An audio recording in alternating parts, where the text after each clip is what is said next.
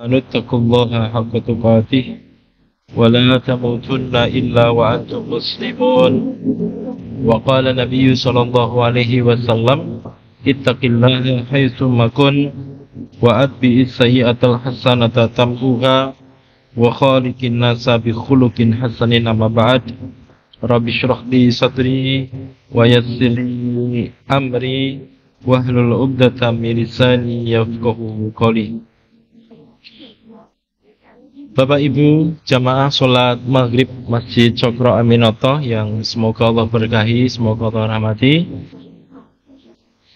Pertama kita panjatkan puja dan puji syukur kita kepada Allah Subhanahu wa Ta'ala. Di malam hari ini Allah pertemukan kita kembali dalam rangka thalabul ilmi. Mudah-mudahan Allah Subhanahu wa Ta'ala memberikan rezeki berupa ilmu yang kemudian bermanfaat nanti. Sholawat dan salam senantiasa tercurah kepada junjungan kita Nabi besar Muhammad Sallallahu Alaihi Wasallam, yang kita ikuti sunnahnya dan kita nantikan syafaatnya di yaumul kiamah, di hari kiamat kelak. Pada malam hari ini kita masih melanjutkan kajian kita yang berjudul 8 bentuk rizki dalam Al-Quran, yang kemarin sudah kita bahas dengan beberapa ya. Yang pertama berkaitan dengan rezeki yang sudah dijamin oleh Allah Subhanahu wa Ta'ala di dalam Al-Quran. Kemudian juga rezeki karena usaha. Yang ketiga rezeki karena bersyukur. Yang keempat rezeki tak terduga. Kemarin kita sudah membahas rezeki yang sudah dijamin sama rezeki karena usaha. Insya Allah di malam hari ini kita akan membahas poin yang ketiga, yaitu rezeki karena bersyukur dan rezeki tak terduga atau tidak terduga. Yang kelima rezeki karena istighfar. Yang keenam rezeki karena menikah. Yang ketujuh rezeki karena anak. Dan yang kedelapan adalah rezeki karena sedekah. Kemarin ini sudah kita bahas 2 poin, rezeki yang sudah dijamin sama rezeki karena usaha. Insya Allah di malam hari ini kita akan membahas rezeki karena bersyukur dan rezeki tidak terduga. Sebelum itu kita review kembali, mengulang kembali sedikit apa yang sudah kita jalani, yang sudah kita pelajari, yaitu berkaitan dengan apa itu rizki. Kemarin kita sepakat bahwa yang disebut rizki itu adalah ma taqumu bihi hayatun kulakain hayun madiyun kana au maknawiyun. Jadi yang disebut dengan rizki itu adalah semua hal ya. Yang disebut dengan rizki itu adalah semua hal yang bisa menopang kehidupan makhluk hidup, baik secara materi maupun secara maknawi. Jadi rezeki itu bentuknya banyak, tidak hanya berupa uang, tetapi iman itu rezeki, jannah itu rezeki, ketenangan itu rezeki, dan lain sebagainya. Ini yang kemudian kita sepakati bersama kemarin. 2 jenis rezeki. Yang pertama ada rezeki umum, ada rezeki khusus. Ya, harta, kesehatan, kenikmatan, kesenangan, ini rezeki umum diberikan kepada semua orang, kafir maupun mukmin. Ada rezeki khusus, iman, Islam, termasuk amal solih, termasuk jannah, itu adalah rezeki khusus yang diberikan kepada khusus orang-orang yang beriman. Ya, ini beberapa ayatnya di dalam Al-Quran. Kemudian kita membahas yang pertama kemarin sudah rezeki yang sudah dijamin oleh Allah Subhanahu wa Ta'ala. Ya, dalilnya adalah di dalam Al-Qur'an, wa ma min dabatin fil ardi, surat Hud ayat 6. Wa ma min dabatin fil ardi illa 'alallahi rizquha, dan seterusnya. Dan tidak ada satu binatang melata pun melainkan Allah lah yang memberi rizki, dan dia mengetahui tempat berdiam, dan seterusnya. Kemudian sudah kita bawakan tafsir Ibnu Katsir dengan berbagai macam hal. Ya, Kemudian kita sudah membahas kikir juga, adalah sifat setan yang menakut-nakuti manusia. Asyaitonu yu'adikumul faqra wa ya'murukum bil fahsya. Setan menjanjikan menakut-nakuti kamu dengan kemiskinan dan menyuruh kamu berbuat kejahatan, yaitu kikir. Ya, maka ini bagian daripada sifat setan. Ya. Ini juga sudah kita bahas kemarin, fitnah tentang ummati, yaitu al-mal. Ya. Jadi fitnahnya bagi umatnya Rasulullah itu adalah kaitan dengan harta. Ya, kaitan dengan harta. Dulu saya sampaikan sebuah kisah, ada seorang yang dia punya secara fisik, Pak, dia sudah nyunah, ya, jenggotnya sudah panjang, pakainya gamis terus, gitu kan. Kemudian pakai ini juga, apa namanya, pelansuah, pakai sorban, itu. Jadi orang lihat, oh dia Muslim, gitu kan. Tetapi di saat dia diberikan amanah berupa harta, berupa uang, itu hilang, Pak. Ya, rasa amanahnya hilang. Ya, rasa amanahnya hilang. Jadi orang tidak cukup kita melihat sifat orang itu dari penampilan fisik. Ya, baik dari lihiyah, jenggot maupun dari gamis, baju dan lain sebagainya, itu tidak cukup. Kita akan melihat dia amanah apa tidak itu, imannya kuat apa tidak itu setelah dia pegang al-mal, harta. Kasih dia amanah 100 juta misalkan itu, baru kemudian akan terasa ya apakah dia itu amanah atau tidak. Ya. Kita juga sudah membahas tentang tidak berkurang karena sedekah. Ya. Mana qasamalu abdin min shadaqatin. Ya, tidak, kata seorang hamba tidak akan berkurang karena sedekah. Ini ada riwayat Imam At-Tirmidzi. Dan kemudian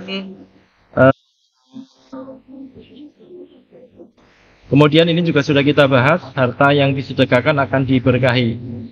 Kemudian yang kedua, rezeki karena usaha. Ada rezeki yang sudah dijamin. Yang kedua, rezeki karena usaha.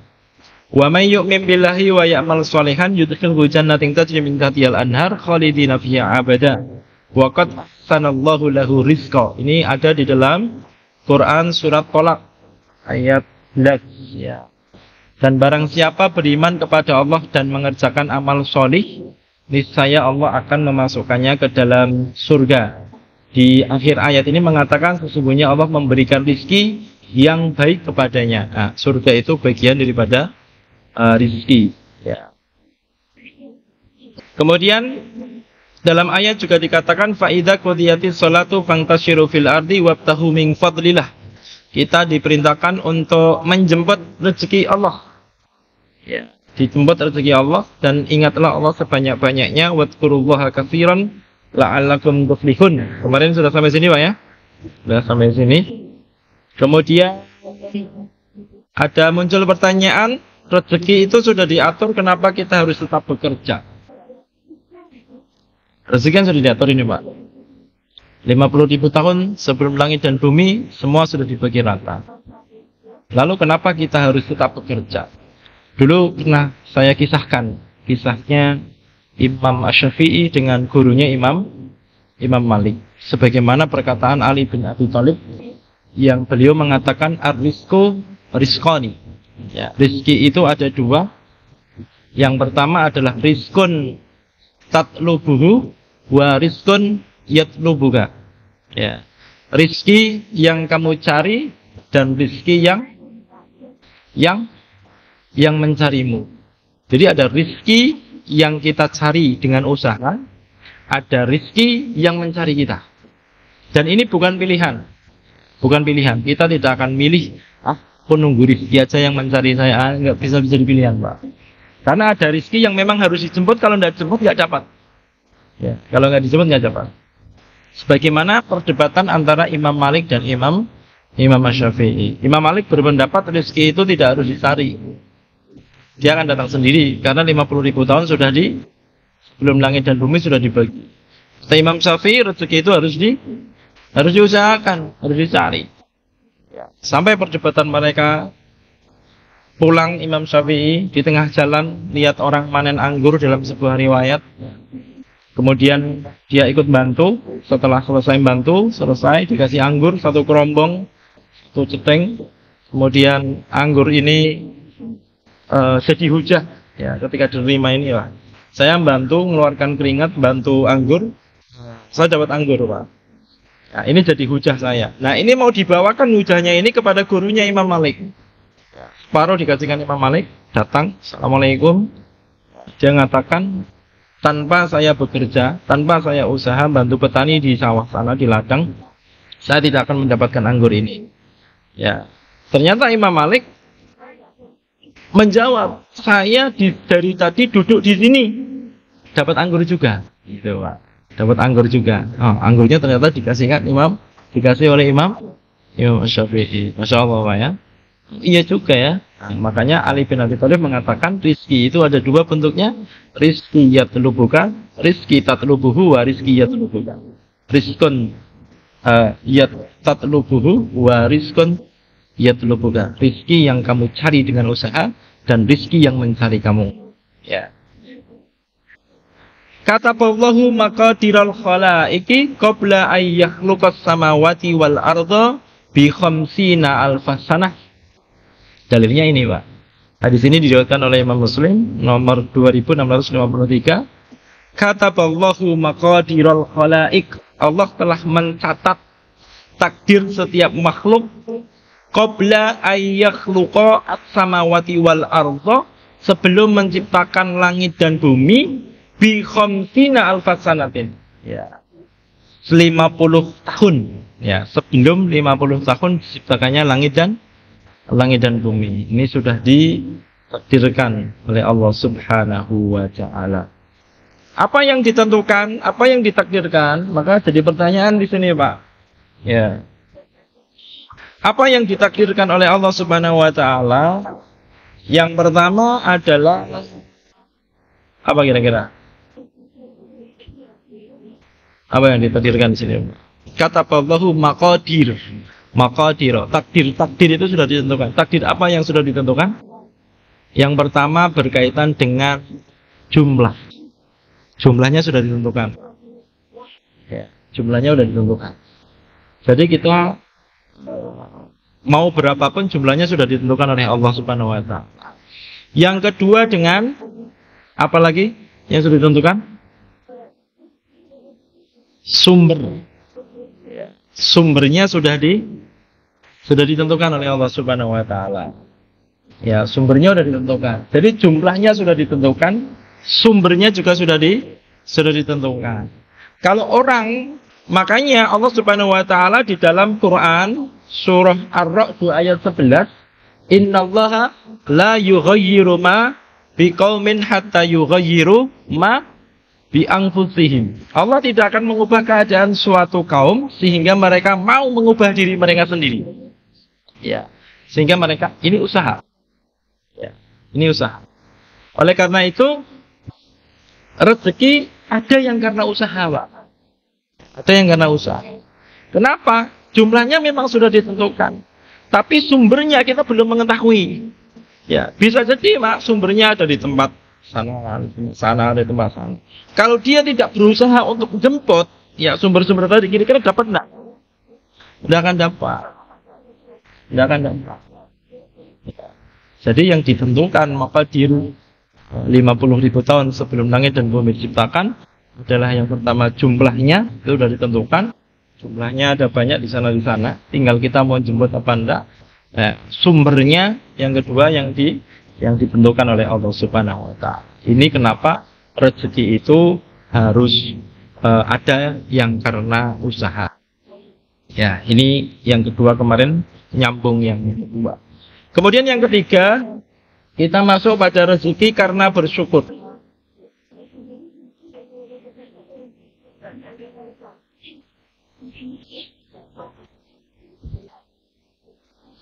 Ya, rezeki karena bersyukur ini ada di dalam Quran surah Ibrahim. Quran surah Ibrahim ayat ke-7. Wa itta'adzana rabbukum la in syakartum la azidannakum wa la in kafartum inna adzabi lasyadid. Ayat ini hafal ya. Ini sangat masyhur, sangat terkenal dan sudah biasa disampaikan oleh para mubalik. La in syakartum la azidannakum. Sesungguhnya jika kamu bersyukur, ya, maka kami akan menambah nikmat kepadamu. Wala in kafartum inna adzabi lasyadid. Ya, dan jika kamu mengingkari nikmatku, maka sesungguhnya azabku sangat pedih. Ini surat Ibrahim ayat yang ke-7. Ya. Kemudian apa itu syukur? Syukru adalah sana'u alal muhsini bima aulakahu minal ma'ruf. Yang disebut syukur adalah pujian bagi orang yang memberikan kebaikan atas kebaikannya tersebut. Ya. Jadi as-sana, pujian alal muhsin kepada orang yang berbuat baik bima aulakahu minal ma'ruf. Ya. Atas kebaikannya tersebut. Ini secara bahasa ya. Ada di dalam As-Sukhah fi Lughah Imam Jauhari, atau di dalam bahasa Indonesia itu bersyukur maknanya adalah berterima kasih, Wak. Ucapan terima kasih, jazakumullah khairan dan seterusnya. Ya. Secara bahasa adalah asyukuru, yaitu asyukru zuhuru asari ni'matillahi ala lisani abdi. Ya. Jadi yang namanya syukur adalah menunjukkan adanya nikmat Allah pada dirinya. Ya, alan asari nikmatillahi ala lisani abdi. Ya. Wa sana'u wa tarafan wa ala qalbihi syuhudan wa ala jawarihi inqiyadan wa ta'atan. Ya. Jadi dengan melalui lisan, yaitu berupa pujian, mengucapkan alhamdulillah, mengucapkan dengan kesadaran diri bahwa ia telah diberi nikmat oleh Allah, dengan melalui ala qalbihi syuhudan, dengan melalui hati berupa persaksian, ya, dan kecintaan kepada Allah melalui anggota badan berupa kepatuhan dan ketaatan kepada Allah. Ini syukur secara bahasa ya. Ini disebutkan di dalam kitab Madarijus Shalihin, Ibnu Qayyim al-Jauziyah, juz yang kedua, ya, halaman 240. Ini syukur, ya, dengan syukur.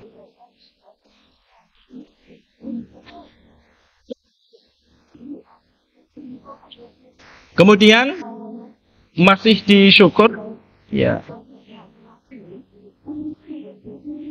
Di dalam Majmu' Fatawa, Imam Ibnu Qayyim al-Jauziyah, Ibnu Taimiyah mengatakan asyukru yakunu bil qalbi. Ibnu Taimiyah mengatakan syukur harus dijalani dengan hati, bil qalbi, yakunu bil qalbi, wal lisan dan lisan, wal jawarih dan anggota badan, walhamdu la yakunu ila bil lisan, dan adapun alhamdu hanyalah di lisan. Jadi tidak cukup saja, Pak, di lisan. Ya. Jadi rasa syukur kita itu tidak cukup dengan mengucapkan alhamdulillah. Tidak cukup dengan mengucapkan alhamdulillah saja. Ini perkataan Ibnu Taimiyah. Ya, maka ada Ibnu Qayyim al-Jauziyah menyebutkan ada rukun syukur, Pak. Ada berapa rukun syukur? Kalau mau bersyukur ada rukunnya, Pak. Salat juga memiliki rukun. Ya, puasa juga memiliki rukun, syahadat juga ada rukunnya, kalimat tauhid juga ada rukunnya. Nah, syukur juga memiliki rukun. Ya, sebagaimana hal-hal yang lain. Rukun syukur, Ibnu Qayyim al-Jauziyah di dalam Udah As-Sabirin beliau mengatakan bahwa yang disebut dengan syukur itu ada 3 rukunnya. Yang pertama adalah mengakui nikmat itu berasal dari Allah. Ini poin pertama. Iya.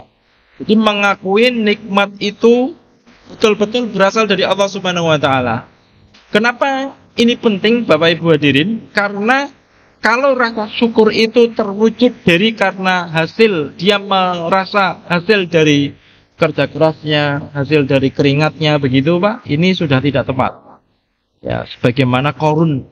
Korun itu ketika diutus 2 orang untuk mengambil zakatnya, tu'khadhu min aghniyaihim, ya, diambil zakatnya dari orang-orang yang kaya, kemudian diserahkan kepada orang-orang yang membutuhkan, orang masakin, fuqara wal masakin, 8 asnaf, ya. Itu Korun mengatakan bahwa ini bukan hasil dari, bukan nikmat dari Allah Subhanahu wa taala, tetapi ini hasil keringat saya. Ya, berarti dia meniadakan Allah Subhanahu wa taala di dalam hal rizki dan harta tadi. Ya, harta tadi. Karena hasil usahanya, saya berusaha, maka hasilnya ini. Ya, maka ini tidak bersyukur. Maknanya tidak mensyukuri, mengakui nikmat itu berasal dari Allah. Padahal kalau nikmat itu mengakui berasal dari Allah dan mengakui bahwa itu hanya titipan semata, maka akan mudah Pak orang untuk mengambil hak zakatnya diberikan kepada orang yang membutuhkan. Ya, akan jadi gampang. Tapi karena dia mengaku bahwa itu berasal dari dirinya, berasal dari hasil usahanya, maka susah dia untuk kemudian mengambil untuk diberikan haknya kepada orang-orang lain yang membutuhkan. Ya. Maka rukun yang pertama harus mengakui nikmat ini semuanya berasal dari Allah Subhanahu wa taala. Ini poin pertama. Ya, rukun pertama harus berasal, mengakui nikmat itu berasal dari Allah semata. Makanya judulnya Alhamdulillahi Rabbil Alamin. Alhamdu segala puji lillahi hanya bagi Allah. Berarti semua dikembalikan kepada Allah. Kita diberi nikmat, kita diberikan rezeki sehat, kita diberikan apa? Mesti yang pertama kali alhamdulillah. Ini penting. Kemudian yang kedua adalah memuji Allah atas nikmat tersebut dengan mengucapkan banyak syukur alhamdulillah dengan lisannya. Ini rukun yang kedua. Ya, harus mengucapkankah? Harus. Boleh Kak dibatin? Dibatin boleh Pak? Dibatin boleh enggak? Ibadah apa yang boleh dibatin? Ibadah apa yang cukup dibatin Pak? Ibadah apa yang cukup dibatin? Bersyukur nggak cukup Pak dibatin Pak? Ya. Syukur itu nggak cukup dibatin Pak. Tadi kan awalnya kan ya ada jawari juga kan, ada bilisan, bil jawari kan. Jawari kan anggota badan juga. Apa ibadah apa yang cukup dibatin saja? Ibadah? Ibadah apa Pak? Zikir kadang bilisan juga Pak. Salam itu nggak boleh dibatin Pak. Belum salam tadi sudah. Kapan? Di hati. Nggak bisa. Bisa. Ibadah yang cukup di batin itu adalah ibadah niat. Cukup di hati Pak. Niat kan ibadah itu Pak. Ya, itu cukup di hati. Cukup di hati. Jadi tidak perlu diungkapkan atau diucapkan. Pak, saya mau infak. Ini niat Pak ya. Nggak perlu diucapkan. Yang kedua adalah memuji Allah atas nikmat tersebut. Jadi dipuji dengan lisan. Alhamdulillah. Ya. Kemudian yang ketiga adalah meminta tolong untuk menggapai ridha Allah dengan memanfaatkan nikmat dalam ketaatan. Ini penting Pak. Poin yang ketiga ini. Jadi meminta tolong kepada Allah agar kenikmatan-kenikmatan yang sudah Allah berikan kepada kita itu bermanfaat. Nikmatnya jadi taat. Ya, nikmatnya jadi taat. Makanya pernah saya sampaikan perkataan tabi'in, kullu syai'in la tuqarribuka ilallah fa innaha tughiyah. Segala sesuatu yang tidak membuat kita semakin dekat kepada Allah, maka itu berubah menjadi musibah, Pak. Ya, punya HP tidak tambah dekat kepada Allah, HP itu jadi musibah. Punya sepeda motor ternyata tidak mendekatkan diri kepada Allah, musibah. Punya istri, tidak mendekatkan diri kepada Allah, musibah. Punya anak, musibah. Punya apa lagi, Pak? Punya apapun yang kita miliki hari ini kok tidak menambah kita semakin dekat kepada Allah. Hatta sholat. Ya, sholat itu bikin rezeki, Pak. Hatta sholat takbiratul ihram Allahu akbar kok tidak tambah dekat kepada Allah, Pak. Itu jadi musibah. Kajian kemarin kan, sholat orang yang kemudian kok dia tidak semakin taat, tidak semakin dekat kepada Allah, maka sholatnya tadi itu jadi musibah. Makanya ada ayat fawailul lil musallin. Itu poinnya. Kemudian Abu Hazm di dalam Jami' al-Ulum wal Hikam mengatakan wa amma man syakara bilisanihi, siapa saja yang bersyukur dengan lisannya, walam yaskur bijami'i a'dha'ihi, dan namun tidak bersyukur dengan anggota badan lainnya, matanya, telinganya, tangan, kaki, ya, famasaluhu kamasali rajulin lahu kasai fa'khadha bitarkihi. Ya, itu seperti seorang yang mengenakan pakaian, ia ambil ujung pakaian saja, tidak ia kenakan seluruhnya. Ujungnya tok dipakai, ya, tapi tidak dikenakan seluruhnya, Pak. Maka masih kelihatan semua. Ya, falam yalbashu, falam yanfa'hu dzalika minal bardi wal harri wasalji wal maqar. Ya, ketika baju tadi atau kita punya mantel misalkan, mantelnya tadi ketika turun hujan, Pak, itu yang dimasukkan cuma ujungnya saja ditarik kok, Pak. Ya, ujungnya saja ditarik, tangannya masuk dikit, ini dikit, sini dikit. Kira-kira kehujanan enggak? Hujanan, Pak. Basah semuanya. Ya, maka sesungguhnya tidak ada manfaat. Ya, tidak ia kenakan seluruhnya, maka pakaian tersebut tidaklah manfaat. Atau mantel tersebut tidak manfaat untuknya untuk melindungi dirinya dari dingin, panas, salju dan hujan. Ya, mapor. Punya mantel, tapi nggak dipakai semuanya. Nah, kita diberi nikmat, tetapi hanya bersyukur lewat lisan saja. Matanya tidak kita gunakan untuk tilawatul Quran misalkan. Matanya, telinganya tidak kita gunakan untuk mendengarkan kajian misalkan.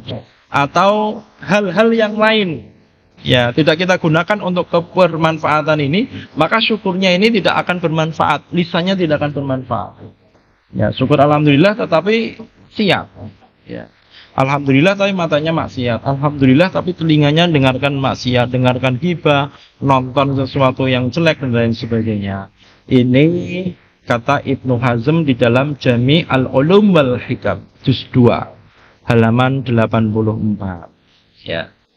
Jadi itu syukur. Kesimpulannya bahwa syukur, cara bersyukur itu adalah yang pertama dengan meyakini bahwa semua nikmat dari Allah bukan dari usahanya.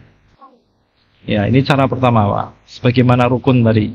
Jadi meyakini bahwa semua nikmat dari Allah bukan dari hasil usahanya semata. Ibnu Qayyim al-Jauziyah di dalam Ad-Da'wa Dawa itu menyebutkan, jika ada orang sakit, dulu pernah saya sampaikan di sini dan di beberapa tempat. Jika ada orang sakit, Pak, orang sakit, ya dia sakit. Kemudian dia berobat ke dokter, datang ke tabib atau ke herbalis atau ke dokter atau ke puskesmas atau ke rumah sakit. Dia datang ke sana. Setelah dia datang ke sana, diberikan resep, datang ke apotek, beli obat sesuai dengan resep tadi. Pak, beli obat sesuai dengan resep. Akhirnya dia pulang, kemudian dia minum itu obatnya diminum sesuai dengan resep. Kemudian setelah itu dia berdoa kepada Allah Subhanahu wa taala, Allahumma anta syafi la syifa illa syifa wa syifaan la yughadiru saqama dan lain sebagainya. Doa kesembuhan. Kata Ibnu Qayyim al-Jauziyah, yang paling berpotensi untuk menyembuhkan penyakit tadi antara dia datang ke dokter, ke ahlinya, dan dia minum obat dan dia berdoa, mana yang lebih potensi, lebih besar untuk jadi kesembuhan, Pak? Mana yang lebih potensi yang lebih besar untuk menjadikan dia itu sembuh? Dokter, obat atau doa? Hah? Doa. Yakin dengan Pak? Iya. Doa, Pak. 80% itu yang paling berpotensi untuk menyembuhkan itu adalah doa. Bukan obat, bukan bukan dokter, bukan tabib, tapi doa. Ya, makanya ada orang mengatakan kita umat Islam, orang beriman itu, Pak, makanan apa saja bisa jadi obat. Betul nggak? Betul, Pak. Makanan itu bisa jadi obat, Pak. Makanan apa saja yang halal, yang baik, itu bisa jadi obat. Air zam-zam, ya contohnya ya. Bahkan air putih, Pak. Kita berdoa kepada Allah dengan air putih itu bisa jadi obat bagi orang-orang beriman itu, Pak. Ya, canggihnya orang-orang beriman itu begitu, Pak. Jadi semua bisa jadi obat. Kluban pohon, Bapak Ibu hadirin, kluban pohon tahu, Pak? Daun singkong bisa jadi obat, Pak. Bisa jadi obat. Jadi obat itu tidak selamanya harus pergi ke apotek. Jangan nanti baca sebuah judul buku ya, pernah saya share di Facebook itu tentang latai'as shifa'uka qarib. Latai'as shifa'uka qarib. Jangan putus asa, kesembuhanmu dekat ya. Kesembuhanmu sudah dekat gitu. Itu kaitan dengan panas dingin ya. Dengan yang panas dingin, kemudian lembab, ya, kering dan lain sebagainya. Itu nanti butuh dibahas, Pak, untuk kesehatan, dan itu sangat bagus sekali. Saya rekomendasikan judulnya adalah tentang panas dingin. Ya, latai'as shifa'uka qarib judulnya. Bagus itu. Ya. Kemudian yang kedua adalah kesimpulannya mengucapkan alhamdulillah dengan lisan. Ingat, Pak, dengan lisan, bukan di hati, tapi dijadikan zikir. Alhamdulillah, alhamdulillah itu kan. Zikir kita setelah sholat wajib kan, alhamdulillah masuk dalam poin situ, Pak, ya. Masuk. Pertama baca subhanallah berapa kali? 33. Alhamdulillah sama Allah Akbar 33 kali semua, Pak. Ya, diucapkan 33 kali semuanya. Ya, itu bagian daripada zikir kita kepada Allah Subhanahu wa taala. Kan tidak ada yang zikir kemudian menang, kan tidak ada ya. Tuh zikir menang kemungkinan ngantuk, Pak. Kemungkinan ngantuk. Subhanallah, subhanallah. Nah, zikir disunahkan untuk dan zikir ini, Bapak Ibu hadirin, itu bisa dilakukan termasuk tilawatul Quran ya, dalam keadaan terutama zikir ya, dalam keadaan berdiri, berjalan di jalan, maupun dalam keadaan duduk ya, maupun dalam keadaan berbaring ya, semua disunahkan. Jadi kemarin ada sebuah pertanyaan, Ustaz, saya membaca Al-Quran di kamar boleh enggak? Jadi masih ada beberapa orang yang kemudian menganggap bahwa Al-Quran itu tidak boleh dibaca kecuali di masjid dan musola atau musola. Jadi hari ini masih ada banyak orang yang masih berpemahaman bahwa Al-Quran itu hanya boleh dibaca di tempat masjid atau di musola. Padahal dia bisa dibaca dimanapun kecuali di tempat-tempat yang dilarang. Contohnya kamar mandi, tidak boleh. Kamar mandi itu tidak boleh baca Al-Quran di kamar mandi. Baca di mana lagi, Pak? Yang tidak boleh selain kamar mandi, WC, di tempat yang kotor, tempat sampah misalnya, itu tidak diperbolehkan. Sisanya boleh, Pak, dimanapun ya, boleh. Jadi nikmat dimanfaatkan untuk ibadah. Yang keempat, yang ketiga, nikmat harus dimanfaatkan untuk ibadah. Yang ketiga ya. Jadi nikmat mata, nikmat telinga, nikmat sehat begini, Pak ya, nikmat waktu kosong itu harus digunakan untuk sesuatu yang berfaedah. Kalau tidak akhirat, dunia ya, faedah untuk dunia. Jaga toko misalkan ya, jaga toko kan lama, Kak, nunggu pelanggan itu, Pak, sambil baca Quran, Pak, tidak masalah, tidak akan rugi, Pak. Jenengan jaga toko atau jualan mie ayam atau jualan roti atau jualan apapun hari ini yang kita mau jual, kok waktu kita ketika tidak ada pelanggan tadi kok kemudian kita tilawatul Quran, justru ini yang akan membuat kita tidak rugi ya. Surat Fatir ayat 29, innalladzina yatluna kitaballah wa aqamus sholata wa anfaqu mimma razaqnahum sirran wa alaniyatan yarjuna tijaratan lang tabur ya. Sungguhnya orang-orang yang tilawah baca Quran, kita jualan, Pak, bisa rugi ya kalau modalnya tidak kembali. Tapi di saat yang sama kita juga bisa untung banyak. Di saat kita dodolan, jualan, nunggu pelanggan, kita tilawatul Quran Di saat kemudian kita jualan, dengar azan zuhur atau sholat asar atau maghrib atau isya, kemudian toko kita tutup, kita tinggal untuk sholat berjamaah, wa aqamus sholata, kita bisa untung Pak di dunia ini, dunia akhirat. Ya, walaupun dagangan kita mungkin bisa rugi kalau untungnya nggak kembali, kalau modalnya tidak kembali. Tapi secara waktu yang kemudian kita habiskan tadi Pak, kita untung. Ini janji Allah di dalam Quran surat Fatir 29. Wa anfaqu mimma razaqnakum sirran wa alaniyatan, disedekahkan Pak, nggak akan rugi. Jadi 3 hal ya. 1, baca Quran, waktunya dihabiskan. Nunggu pelanggan sambil baca Quran. Jangan ketika pelanggan datang kita baca Quran. A'udzubillahi minasyaitonirrajim, misalkan begitu Pak ya. Nggak jadi itu Pak. Ya. Jadi waktu kosong dimanfaatkan baca Quran, tilawat juga. Kemudian apa lagi? Sholat ya, waktu sholat sunnah. Sholat sunnahnya kalau misalkan sholat sunnahnya di toko ya jangan lama-lama. Sholat sunnah 15 menit itu terlalu lama Pak. Kalau di toko nanti ada orang datang pelanggan, orangnya nggak ada lagi kemana, pergi dia. Ya. Jadi itu manfaatkan sebaik-baiknya.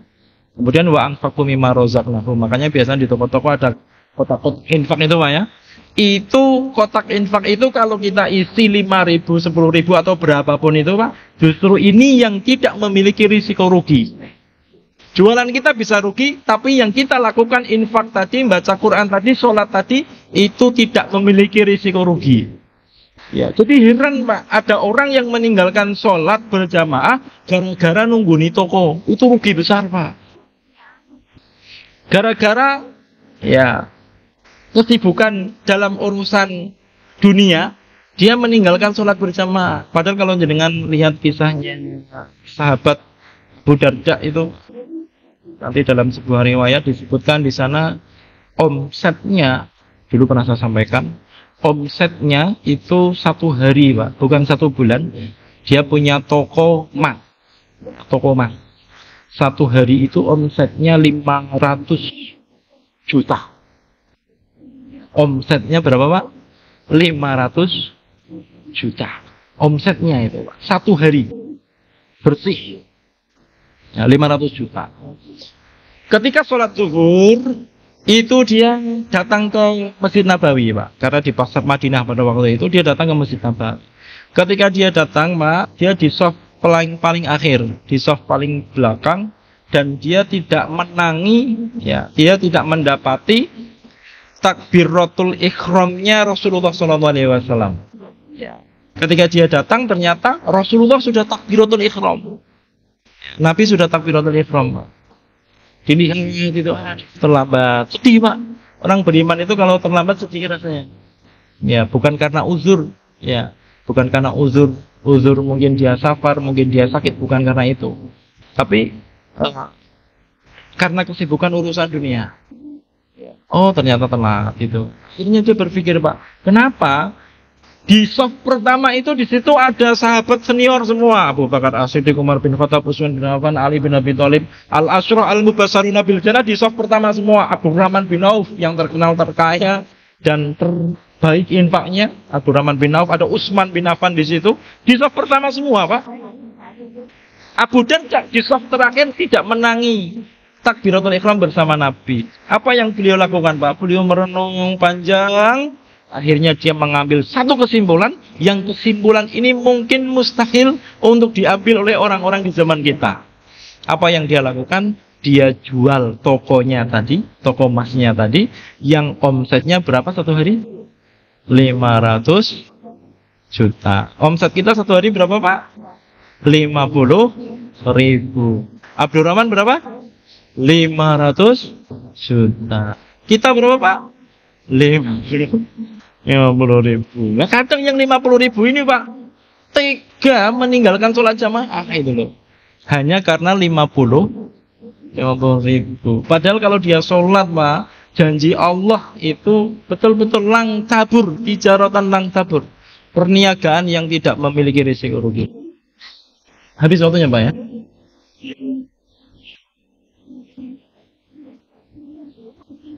Waktunya habis Pak. Kalau waktunya habis kita ngapain ya? Tutup Pak ya? Iya. Kita masih ada beberapa. Insya Allah kita lanjutkan yang akan datang. empat rezeki tidak terduga. Insya Allah kita akan membahas satu poin yang pekan depan, yaitu tentang kaitan rezeki tidak terduga. Masih ada 4 lagi ya, setelah masih ada 5, berarti insya Allah akan kita kupas satu persatu supaya lebih komplit lagi. Demikian yang dapat kami sampaikan, semoga bermanfaat Bapak Ibu hadirin. Kita tutup dengan doa kafaratul majlis. Subhanakallahumma bihamdika asyhadu an la ilaha illa anta astaghfiruka wa atubu ilaik. Aqulu qouli hadza wa astaghfirullah li wa lakum. Assalamualaikum warahmatullahi wabarakatuh.